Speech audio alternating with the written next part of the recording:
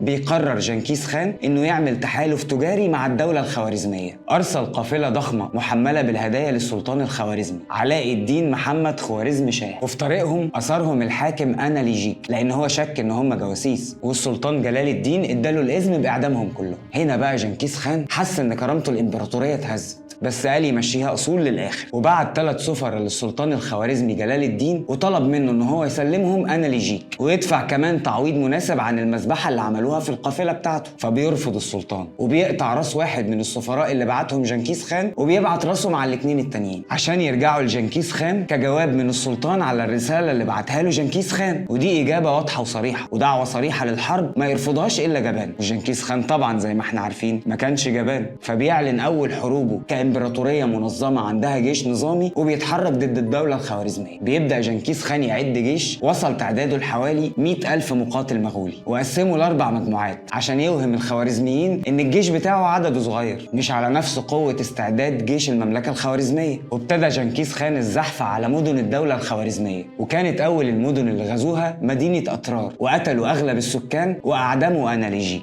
هو اصلا كان رايح لاناليجيك وبعدين كملوا الزحف على باقي المملكه. قدر جيش المغول يدخل مدينه بخاري، دمروها وحرقوا مساجدها واسروا بعض السكان واعدموا الباقي.